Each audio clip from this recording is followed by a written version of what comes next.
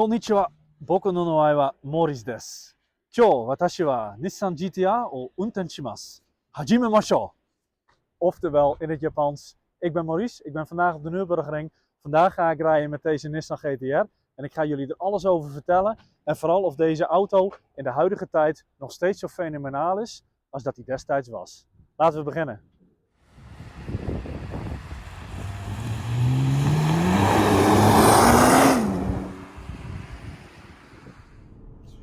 Ja, de Nissan GTR. Een enorm bijzondere auto. Toen hij uitkwam in 2008 weet ik nog wel dat de wereld zo ongeveer op zijn kop stond, de automotorwereld. Een supercar van Nissan. Ondanks dat natuurlijk daarvoor ook wel Nissan GTR's gebouwd werden, welke ook heel goed waren, waren deze niet zo bekend in Europa. Nou, deze auto introduceerden ze in Europa en in Amerika.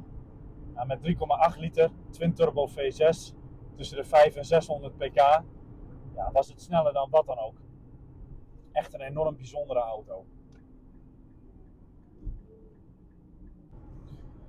Nou, dan die motor. Die motor is met de hand gebouwd door de Takumi in Japan.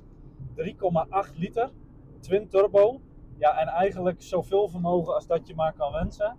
Standaard tussen de 500 en 600 pk geleverd. Maar ja, natuurlijk highly tunable en dat werd ook heel veel gedaan. Ja, dat gecombineerd met vierwielaandrijving, met instelbare sperdiffs, ja, maakte het zo'n ontzettend snelle auto. En tot de dag van vandaag. Het is echt ongelooflijk hoe quick en agressief deze auto is. Bijna een beetje twitchy op de limit. Ja, het is gewoon bijna overweldigend, het vermogen.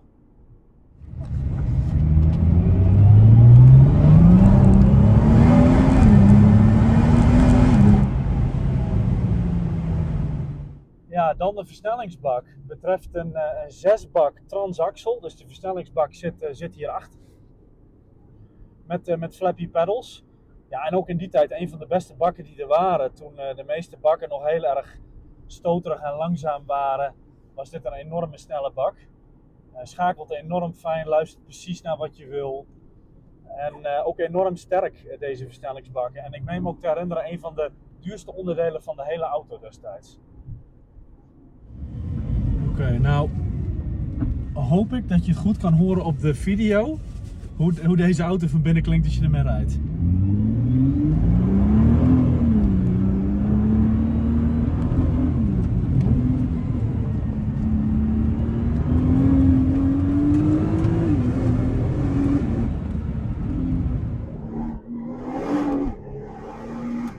Je hoort heel erg de turbo's, de diffs maken heel veel kabaal.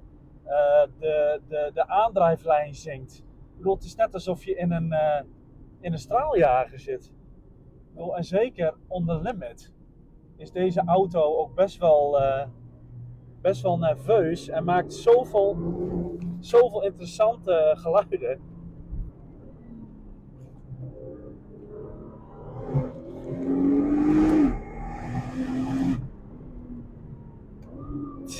Het is ongelooflijk. Het is echt alsof je gewoon op een raket zit.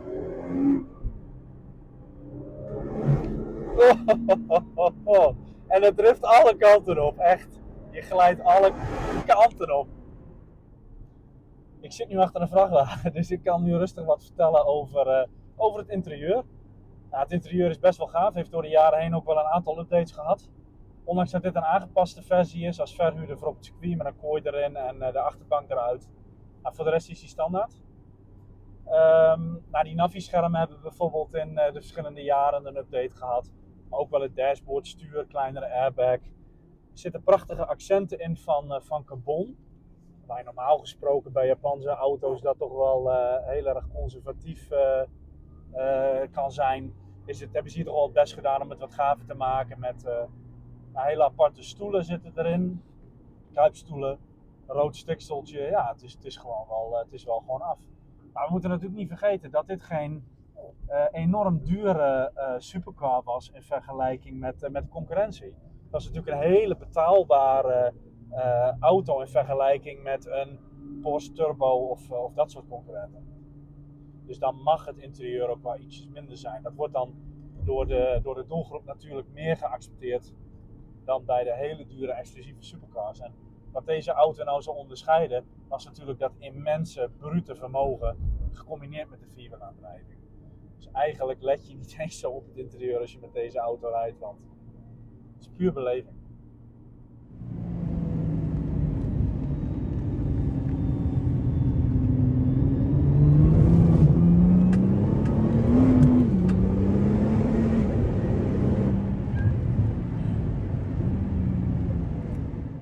Wat me wel altijd heel erg opviel is als je de auto aan de buitenkant ziet, dan lijkt het best wel een grote auto. En dat is het ook. Alleen als je instapt, dan voelt hij gewoon best wel krap. Zowel in het interieur als de kofferbak als achter. Ik heb een idee dat een hele hoop van die auto technisch toch wel naar binnen is gebouwd. Ik bedoel, de motor ligt natuurlijk zo ver mogelijk naar achter. Je hebt die vierwielaandrijving, die diffs. Ontzettend grote velgen erop. Dus ja, dat kost natuurlijk allemaal ruimte, wat er wel voor zorgt dat die auto van binnen gewoon best wel kleiner aanvoelt dan dat je aan de voorkant zou verwachten.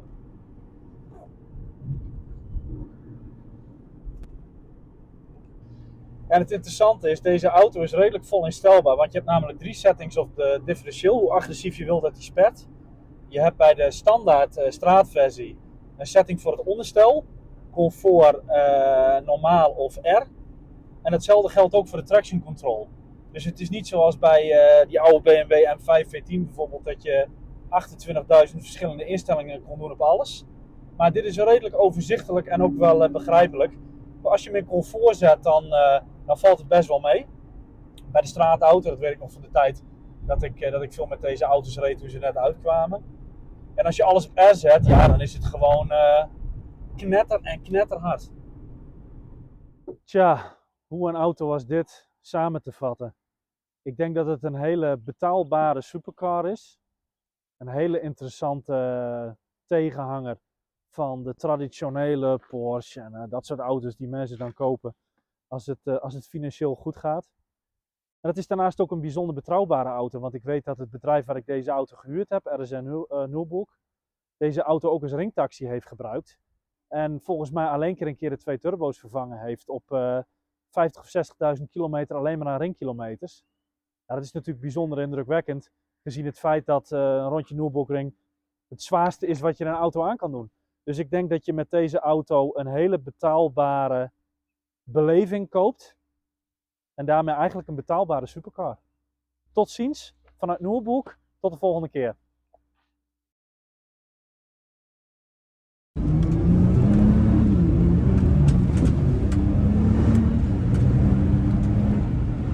You okay?